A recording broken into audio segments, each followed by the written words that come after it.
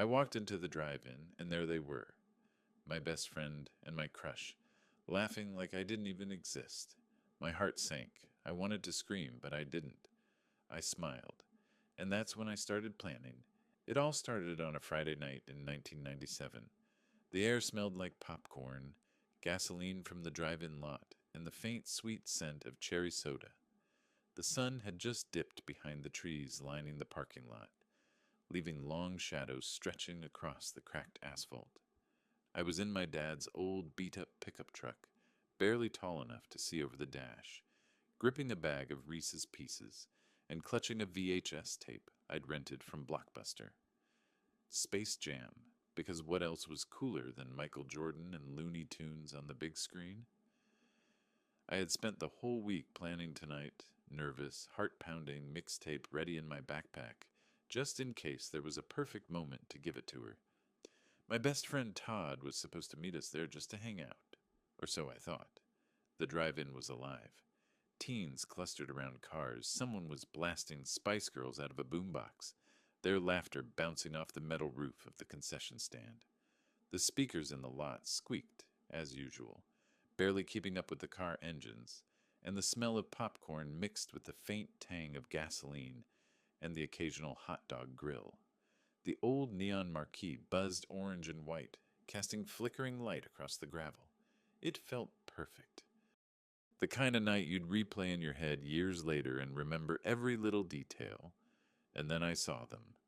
Todd leaning casually against my crush, Jenny laughing louder than anyone should, handing her soda like she belonged to him. My chest tightened. My stomach flipped. I had imagined this night 1,000 ways. Me, Jenny, a VHS, the car speakers blasting a mixtape I'd spent hours recording. And now there they were, side by side, like I didn't even exist. She was wearing her favorite flannel shirt, oversized, tied at the waist, her Doc Martens squeaking as she shifted. Todd's backward snapback was slightly crooked, hair sticking out, and he looked at her like he owned the world. At first, I told myself it was innocent. Maybe they were just friends. Maybe she didn't see it like I did. But then Todd waved at me. Not the casual wave of a friend, but the smug, "You're too late" kind of wave. Jenny smiled at him like she'd known all along. My heart sank into the asphalt. I sat in my truck for a while, letting the scene play out, my hands gripping the steering wheel so hard my knuckles went white. I thought about the nights we'd spent together, her laughing as I played No Doubt and Pearl Jam on my Walkman, our hands tangled around Tamagotchis, our whispered notes passed in the hallways. All of it felt stolen now, but I didn't yell. I didn't storm over. I just sat and watched, letting the frustration build, letting it simmer like soda shaken too hard. Over the next few days, I started noticing patterns. Jenny and Todd were never alone, always sneaking off after school, leaving notes in lockers, giggling down hallways.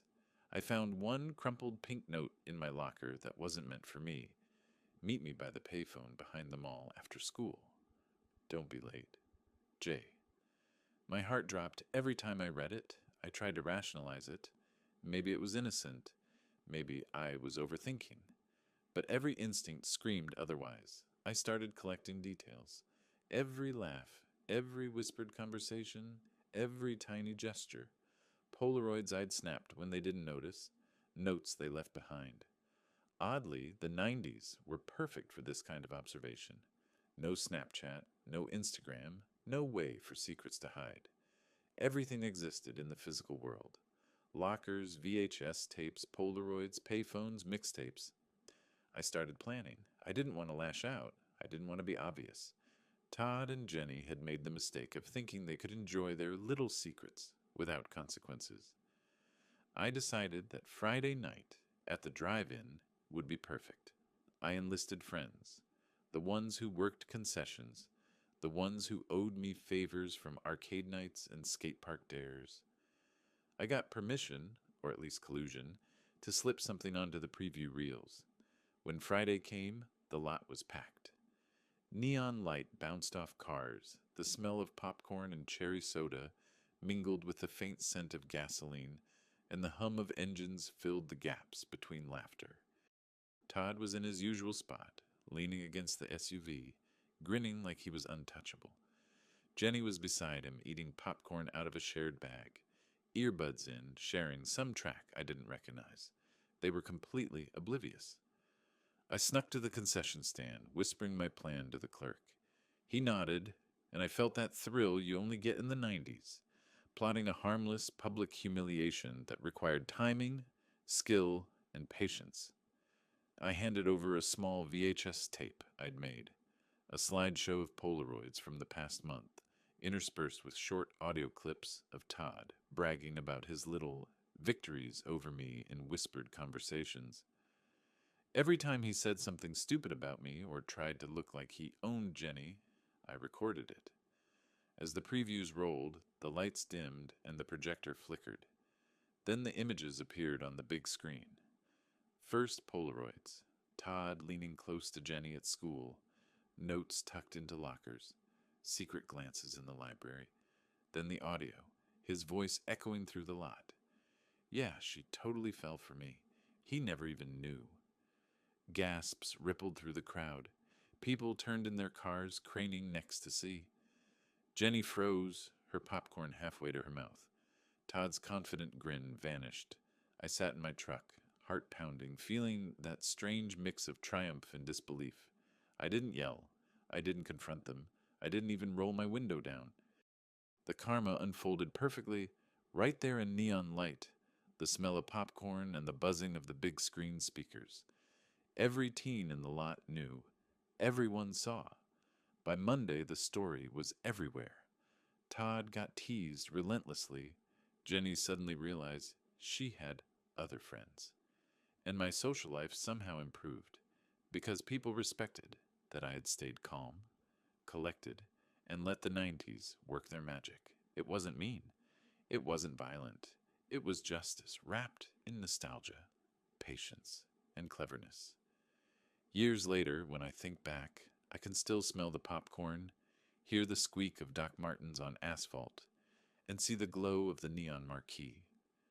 That night taught me that first love betrayal can hurt like hell.